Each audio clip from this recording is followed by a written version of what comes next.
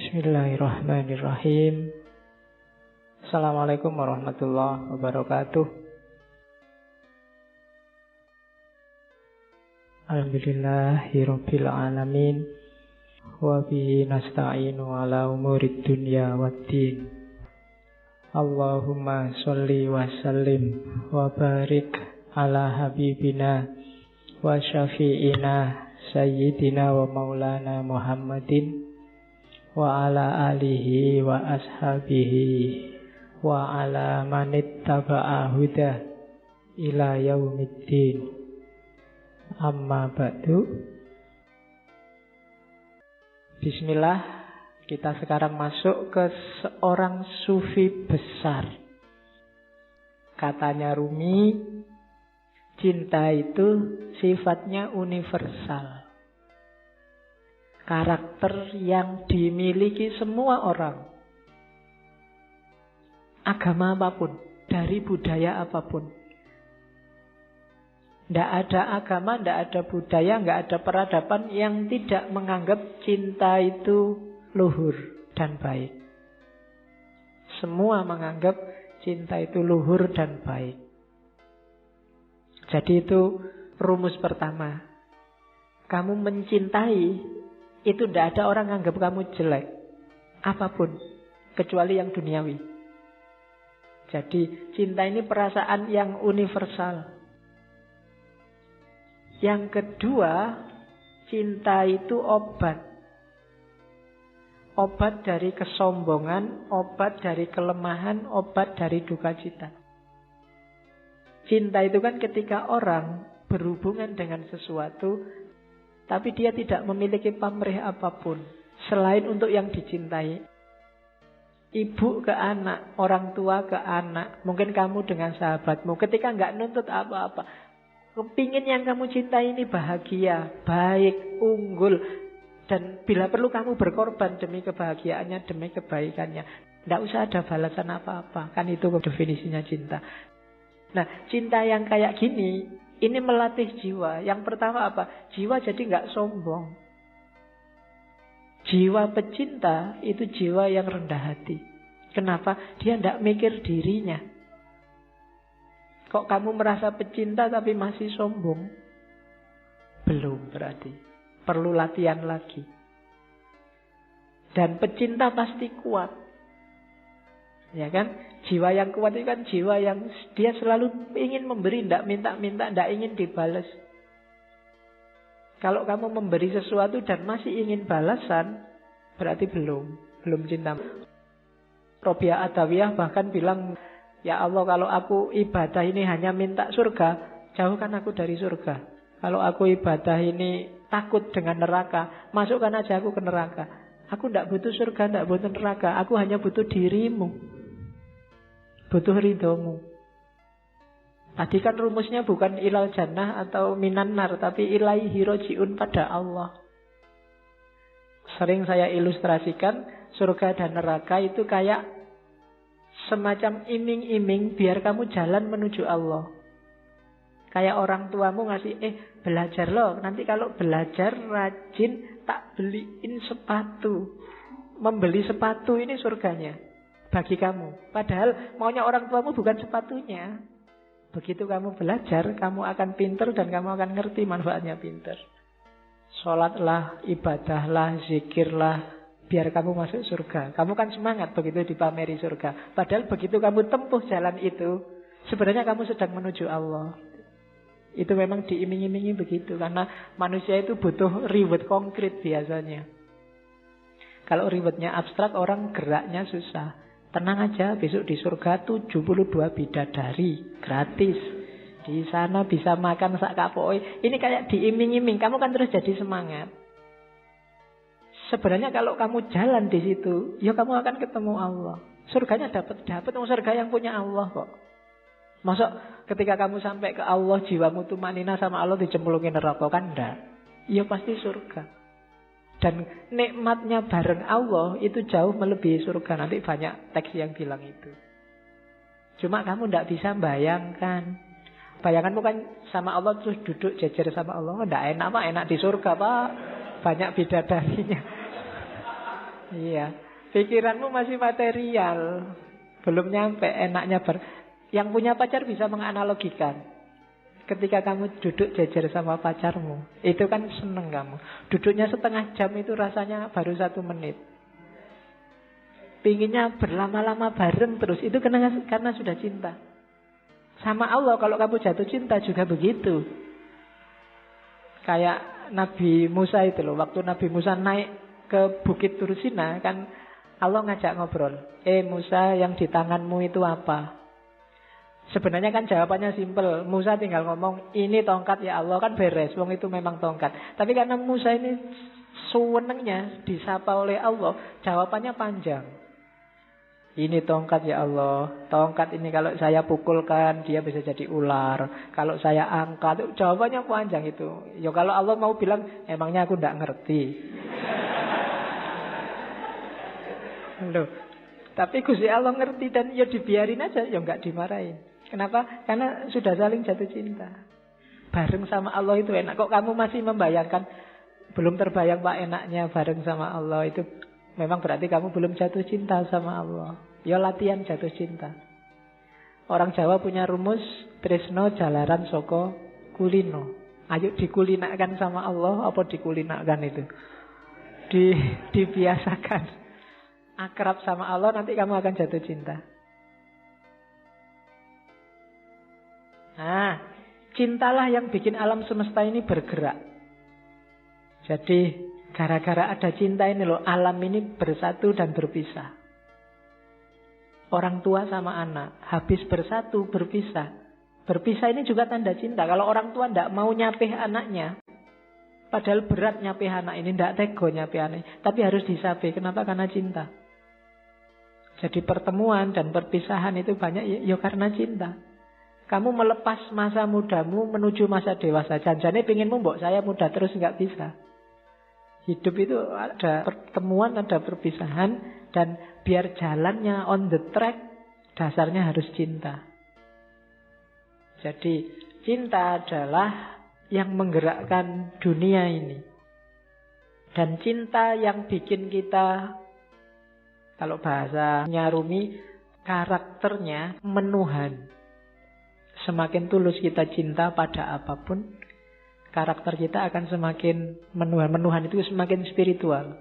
Tidak ada pamrih, tidak ada tujuan-tujuan apapun selain Allah. Itu yang kalau dalam agama disebut ikhlas. Jadi ciri sejati cinta itu justru ada pada ikhlas. Ikhlas itu kamu beribadah, satu-satunya target adalah keridhoannya Allah. Makanya Robiah di hampir semua puisinya selalu bertanyakan, ya Allah, apakah engkau ridho dengan ini? Kalau engkau ridho, aku tenang. Sebelum aku yakin engkau ridho, aku ini masih gelisah. Jadi yang dikejar cuma ridhonya Allah. Satu-satunya yang dikejar cuma Allah. Itu namanya ikhlas. Lillahi ta'ala. Tidak karena apapun. Ya Allah, aku amal baik ini, semoga engkau ridho ya. Jadi yang ada di pikiran itu selalu nyali ridhonya yang dicintai. Sama kayak kamu pacaran itu kan, selalu mikir, iki pacarku kalau gini seneng ndak ya? Kalau tak bawa ini mau ndak ya? Kan yang dipikir di pikiranmu selalu kamu nggak pernah mikir dirimu sendiri kan? Begitu diajak ke warung, ini kamu sukanya warung yang mana? Kan bukan sukaku, sukanya dia.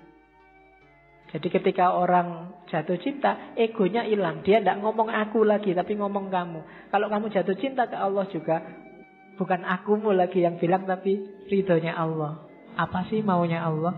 Kira-kira kalau aku gini Allah ridho enggak ya?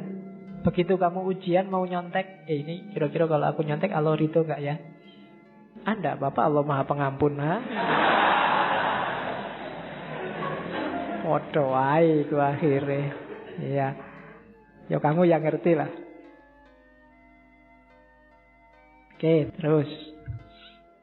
Bentuk apa saja, ekspresi apa saja yang lahir karena cinta yang tulus tadi pasti baik. Tidak mungkin tidak. Tidak mungkin mencelakakan. Kalau ada yang mencelakakan, berarti itu belum cinta dan pasti bukan cinta. Kalau dasarnya cinta, apapun yang keluar pasti baik. Dan yang kedua, Cinta bukan suka, bukan duka. Kayak Robiah, tidak peduli hukuman. Cinta itu yang ada hanya ego yang lenyap, yang dipikir hanya dia. Terus. Nah, cuma katanya Rumi jangan ditanya apa definisinya cinta. Seseorang bertanya, apa itu cinta? Aku jawab, jangan tanya tentang maknanya. Kalau engkau sudah menjadi seperti aku, maka engkau akan tahu. Saat cinta memanggilmu, engkau akan berkisah tentang itu. Jadi cinta itu penting, modus paling penting dalam hidup ini. Dan gak usah kamu terlalu capek mendefinisikan, membahas, mengkaji apa itu cinta. Jalani saja. Gak usah kamu tanya, Pak, definisinya cinta apa? Ciri-cirinya apa? Jenis-jenisnya apa saja? Itu tidak terlalu penting, katanya Rumi. Yang penting apa? Jalani saja, nanti engkau paham. Kamu berteori macam-macam kesuwen. Kamu nyari terlalu banyak referensi, tidak penting. Jalani saja, kamu akan ngerti. Wong ini dunia rasa. Kalau rasa itu kan ya tidak bisa dijelaskan. Rasa pedes adalah rasa. Susah kan menjelaskannya. Wong rasa, nggak bisa dijelaskan. Sama kayak cinta. Ya perkawinan itu kan juga banyak urusan rasa. Kawinnya sendiri itu kan intinya rasa. Kamu nyari penjelasan, Pak, saya belum kawin sih, Pak. Kira-kira kawin itu rasanya gimana, Pak, ya? Nggak bisa. Ya kawin, nanti kamu ngerti. Mbok kamu nonton sekian puluh video, tetap nggak bisa. Harus dirasakan. Teorimu tidak ada gunanya. Rasa dewe baru ngerti. Jadi Rumi ingin bilang bahwa tanda-tanda bahwa kamu jatuh cinta beneran adalah ketika kamu tidak lagi egois. Tidak lagi mikir keuntunganmu apa. Sama Allah juga begitu. Kalau kamu masih ngitung-ngitung untungnya apa, belum ikhlas sejati. Masih belum tanda-tanda cinta. Orang yang cinta itu disuruh apa aja iya, dan gak minta balasan. Disuruh sholat duha, iya sholat duha. Disuruh ngaji, iya ngaji. Tidak usah mikir, kalau sholat duha itu nanti rezekinya bisa langsung datang. Tidak usah. Itu berarti masih ngitung-ngitung balasan. Barang siapa membaca surat Al-Waqi'ah setiap malam Jumat, maka itu berarti masih mikir reward. Masih dagang sama Allah. Bukan salah, cuma levelnya masih belum level cinta. Kalau level cinta, ngaji ayo, disuruh baca Waqi'ah, ayo 3 kali tidak apa-apa. Baca Yasin 10 kali tidak apa-apa. Tidak mikir, kalau 10 kali balasannya maka ini. Kalau ini enggak. Kalau masih itu, masih dagang. Kalau masih dagang, belum cinta. Kalau cinta, tidak mikir balasannya apa. Kenapa? Karena kamu sudah melupakan dirimu. Yang kamu ingat hanya yang kamu cintai. Yang penting Allah senang. Allah rela. Waktunya enak-enaknya orang tidur, aku bangun. Kenapa? Allah senang yang kayak gini. Waktunya orang cepat-cepat berangkat kerja, aku sholat dulu. Sholat duha. Kenapa? Allah senang yang kayak gini. Bukan karena tak sholat dulu nanti biar rezekiku lancar, biar masih ada reward yang kamu pikir, masih mikir balasan. Sama kayak kamu traktir pacarmu, ya sekarang traktir tapi nanti harus mau lo ya boncengan. Itu masih mikir reward. Masih mikir aku cinta padamu tapi kamu cinta padaku juga kan? Kalau enggak ya aku nyari yang lain. Itu berarti belum. Masih dagang, masih negosiasi. Apa salah? Enggak.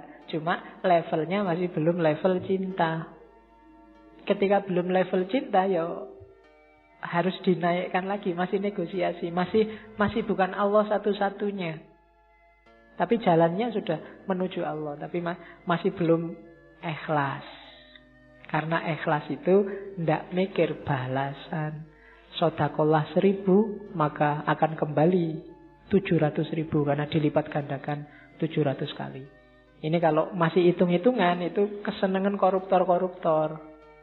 Koruptor itu saya korupsi 100 juta, tak sodakokan 10 juta, 10 kali 700 sudah banyak itu pahalanya. Dosanya sama ininya kalau ditotal menang ininya, menang pahalanya. Kan korupsinya dosa 1 juta. Sementara itu hitung-hitungan matematika. Kayak orang habis melakukan kejahatan terus umroh. Karena dosa orang umroh, antara 2 umroh ini dosanya diampuni. Jadi sebelum melakukan kejahatan umrohlah, nanti habis melakukan kejahatan umrohlah. Nah itu hilang dosanya karena dosa di antara 2 umroh ini diampuni. Ini masih kalkulasi matematika. Emangnya Allah anak SD? Kamu ajari, kamu abusi dengan itu. Tidak bisa. Jadi levelnya belum cinta, belum ikhlas. Maka katanya Rumi kayak Majnun dan Laila.